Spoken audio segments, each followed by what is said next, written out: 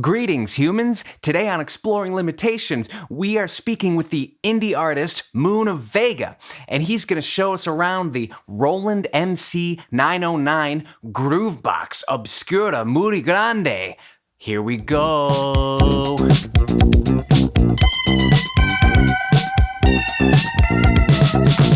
Moona Vega is an indie artist based in Tucson, Arizona, and his music reminds me a lot of a blend of like Toro y Moi and Tame Impala with more creative guitar parts. This person also happens to be my older brother, Nick, to whom I have much gratitude for pointing me to the bass earlier in our lives when he was first getting into music. His latest release, Soaked, is available on all platforms and features this, the Roland MC-909. Here's a quick snippet.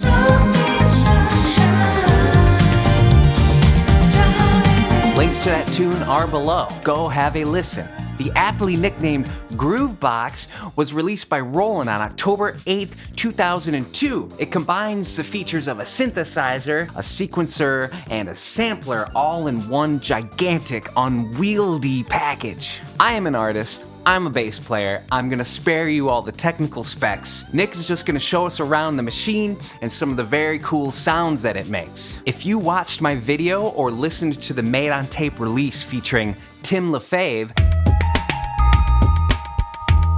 the drums on that track were programmed by my brother, Moona Vega, using the MC-909. Okay, my brother's gonna show us around the machine, and I'm gonna record it to tape just to show him what that sounds like, how it affects the sound of a drum machine. And it's just a conversation. I may pop in and out for some context here and there, but without further ado, let's get to Tucson.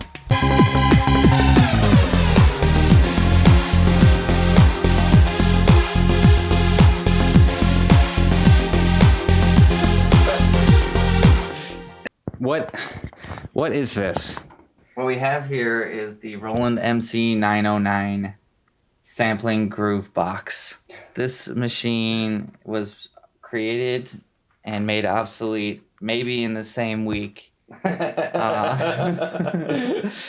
Because no one liked it. It didn't catch on with anybody. I can't think of any famous recordings it was used on.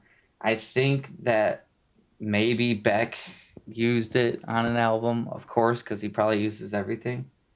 You know, like in the early 2000s, I think he might have got one and was like, ah. And so when I was in high school at the time, I'm like, oh yeah, Beck used it on one of this albums. So that means it must be good. And we got it, you know, in the musical group I was playing with at the time. And it melted my brain because I didn't have patience for this kind of stuff when I was just a guitar player at the time, you know, and these menus are just really not user-friendly. I think that that's probably the biggest turnoff for most people, because besides myself, I haven't seen anybody use it. I haven't seen anybody like go, oh yeah, boop, boop, boop, boop, boop. But I can, and there's a lot of useless stuff on here, you know, that doesn't get used at all. I just feel like it's a huge, cumbersome box that basically does what something a quarter of the size would, you know. It's a big old paperweight that makes beats. Look how big, look how freaking huge it is. Like a lot of people on my channel know that this is a giant Porta Studio. And look at this, that's what I forgot before. Bigger. It is huge. Yeah, but like put your hand out over it. It's a large machine, which must play a factor into why it didn't gain very much popularity. Yeah. Just a little history. You were telling me before, who inspired you to get this back in the day?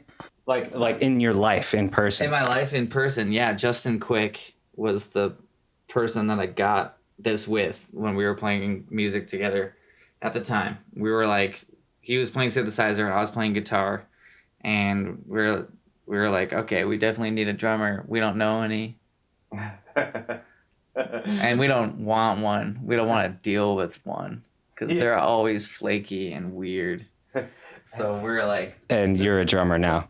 Yeah, and now I'm a drummer, so I know that I'm flaky and weird. I kind of moved to Arizona about a year after playing with him, and I'm the one that bought it, so came with me. And it sat in various Arizona basements. I knew that for the sound I was going for, I wouldn't really want a lot of live drum sounds because I'm making really synth-heavy stuff. So naturally, I mean, it just goes better most of the time, you know, especially for the production being so just myself, you know. I'm not sure. Maybe you have, but if you've ever hit record on a here and then ran to your drums and then put your headphones on and then you get your, you know, you're ready to start playing the beat, and then, you know, like your very first hit is a fuck up. You just go, you put your headphones down and go all the way back. I know they have controllers and stuff for that now, but you know, I'm not smart enough for that. So a lot, especially miking a drum kit's such a skill too. So taking basically kick drums, snares, toms from this machine, manipulating those in DAW, but you know, basically taking all cymbals recorded live, because the feel of you know, they sound better. They're all cymbals on drum machines except for maybe closed hi-hat sounds are anything but a joke to me, you know. And then if you want to get a beat that has closed and open hi-hats or just a little bit of nice touch on it, the programming is just insane. Yeah. Especially if you know So you perform live cymbals usually. Yeah, I prefer to perform live cymbals, and you know, the beats are basic enough for all my stuff that I don't do anything but just do a little bit of programming, you know. Yeah, they're not basic. They sound awesome. And speaking of sounds, where do you start? That's one of the things about this that you mentioned before, is that it's like such a complicated machine that people were definitely not into it. Yep. So I wouldn't know. So you turn it on. I get that. And then like, I'm on, right? I assume these pads on the bottom give you sounds. Can we start like hitting some of those? Yep.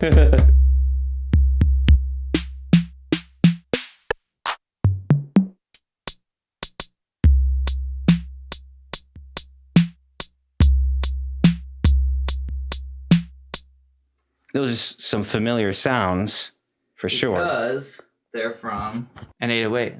That was another, you know, bonus from getting 909. I was like, okay, you're gonna get 808 sounds. At least Roland should be able to faithfully reproduce their own sounds of the 808, right? So, like, what kind of joke symbol is that? I don't even personally think of them as symbols, but more like rhythmic sound effects. Yeah, they're rhythmic sound effects for sure. So, I mean, what I would normally do is choose pattern mode, right? You want to choose pattern mode because you're making a beat. You can start with the blank one, but this is the one that we had going a little bit earlier.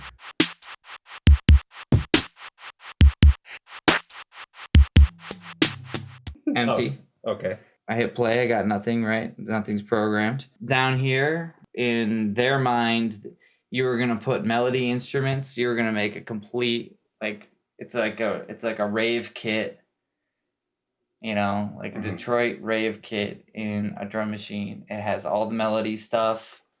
I like that Detroit rave kit.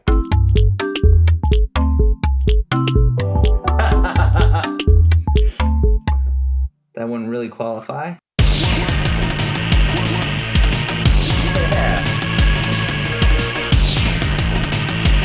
Hell yeah. It's like somebody with a lot of time on their hands put some like 170 BPM shit on here.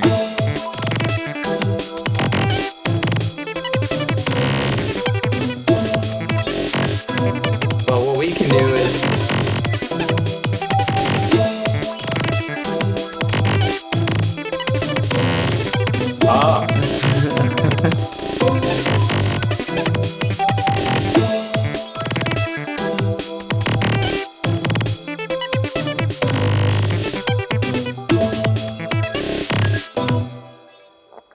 What the heck is that? Over here we got the turntable emulation thing, which is probably the best feature and maybe the only redeemable feature of this thing. It has turntable emulation is what they call this. And it's got plus, minus, meaning you can raise the pitch if you have it selected, and BPM, beats per minute. As if you go up, you can see, our BPM goes up. So it gets crazy. It's only a good party trick if you have it hooked up to a badass huge, PA system.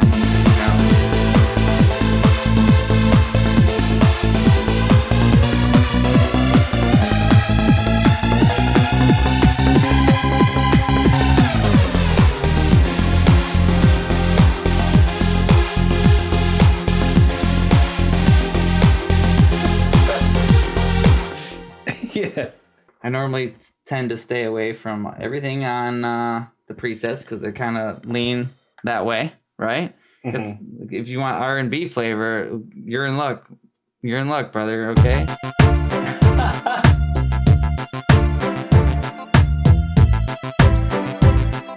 That's what I love labels on drum machines. This is R&B. It is. It sounds like something that Destiny's Child would have had during that time period,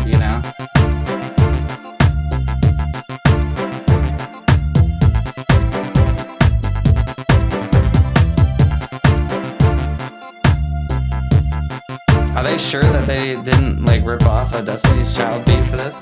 Yeah, that really does actually sound like a Destiny's Child song. So you want to stay away from hip hop and R&B.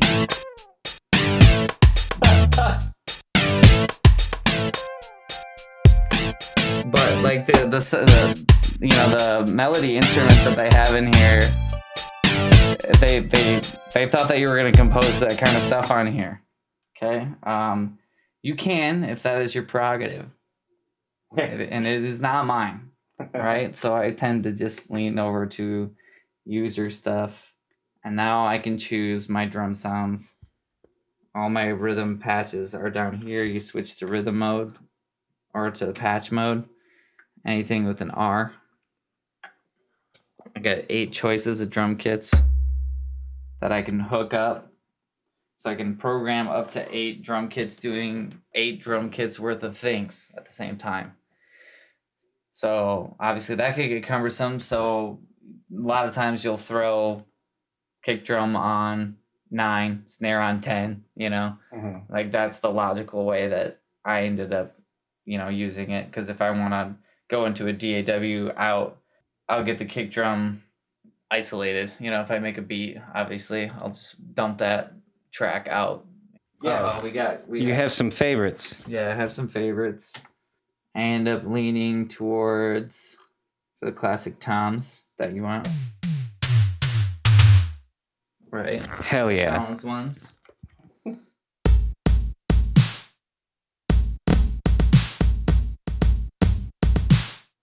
And I would just go record.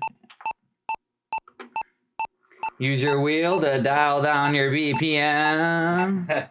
Whee! Very tedious. Yeah. BPM wheel. Go fast. Yeah, BPM wheel. If there's a way to do it that's not that, I haven't read the manual enough. But wheel. I think it's wheel. They rely on the wheel a lot. They're like, yeah, you get wheel and an LCD screen. Those are your 2 choices.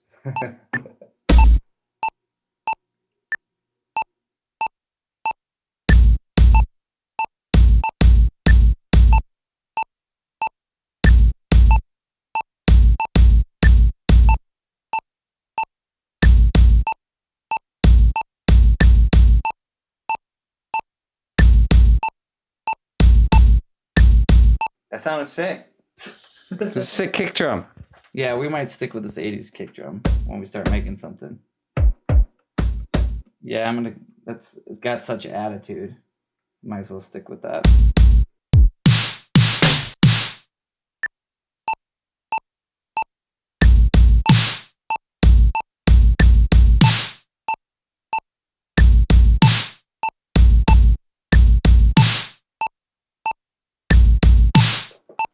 cold beat. Very cold. Nothing going on. But yeah, very inhuman, very, very mechanical. Can we fix that with anything? How about a human voice?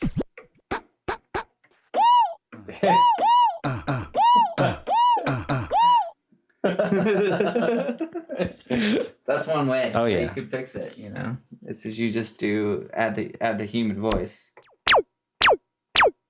As soon as you add a human voice, you're good. You know.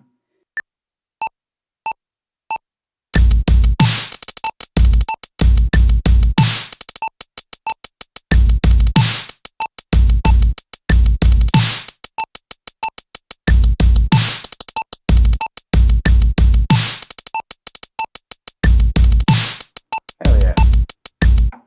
So you're recording live to a click, and it quantizes it. Yeah, I can record live to a click and it quantizes it after the fact. After that performance, it does it then.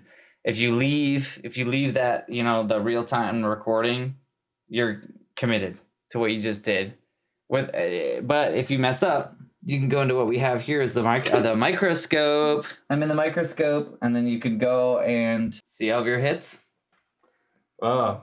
And you could, and then, you know, you have your velocity down here too. You can change each one if you wanted to. So are we looking at Midi? Yeah. You were looking at the Midi file of this that we created. I mean, that's kind of cool. I mean, like, most of us recognize like something like this in a DAW. Like Logic has something. This is a very primitive version of it, but yeah, exactly. Early. But yeah, it looks exactly the same way. It's actually pretty sophisticated as far as, you know, as a drum machine in that sense, because it has this little microscope that you could actually grab something. I can grab a note. I can move it. I can move the event, you know. Apologies about the LCD display, everybody. Yeah, we don't like it either. But you can move it, you can copy, and you know, importantly, you could erase, you know, and that's what I've ended up using a lot.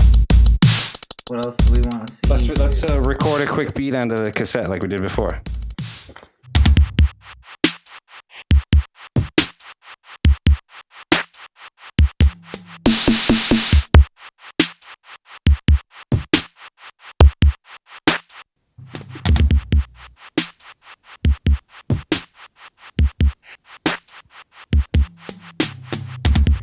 Yeah, kickdown sounds much better. Like immediately. It's squished. It's got compression, tape compression. Yeah. Sounds cool. I like the kick. Yeah, right? The kick sounds better. Cassette does weird things to drums. Do you end up ever using any of this stuff? So a lot of, you know, it's got the stuff that a synthesizer would, and the synthesizer sounds generally suck. Especially in comparison to the Arturia stuff that I have. So, yeah, of course. So that's a synthesizer, like an actual synthesizer section. Yeah. You know, because I see pitch, I see filter, I see LFO, you know, amp, like everything you'd see in a synthesizer. I didn't know if that was for drum sounds, but that's actually for synth. I can see why no one would want one. But, you know, work with what you got, and this is what I got, so I end up cheating a lot now and just doing it all in the DAW. Oh, yeah. Get the sounds Get the sound out. And then, chop it up in the DAW. Chop it up in the DAW. Well, it's a hell of a lot easier to use a mouse than it is to scroll through this fucking LCD screen and all these other menus. Well, I liked what I was hearing before. You know, work with what you got. You know, work with what you got. You know, work with what you got. There you have it. Work with what you got. 90% of the time, I think tools should make the creative process faster. However, there is magic in that 10% of struggle. Whether it's a poorly set up instrument that you have to kind of fight with, or an outdated piece of technology like the MC-909, or hint hint wink wink, the Tascam Porta Studio, the struggle can yield wonderful results in my opinion. The tricky thing is, however, finding the thing that you struggle with yet are still inspired by. And that thing is not the same for everyone. Case in point, me right here, I immediately loved the limitations and the bit of the struggle that comes with cassette recording, and this would annoy the heck out of many people, and it's totally fine. We're all different, and one person's garbage is another person's inspiration. Go listen to Moona Vega's latest single. You'll hear a familiar bass player during the bridge section of the song. All links are below in the description box. Thanks for subscribing and sharing. If you'd like to support the channel, you can hit that super thanks button below the video near the like button. I also have physical cassettes for sale on Bandcamp, links to that is below, or please consider becoming a patron on Patreon. I would like to thank my patrons for their continued support, without which this channel could not survive like it does today. I hope you enjoyed.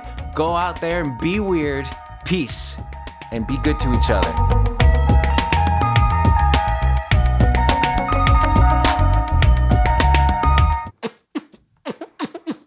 It's called manualism.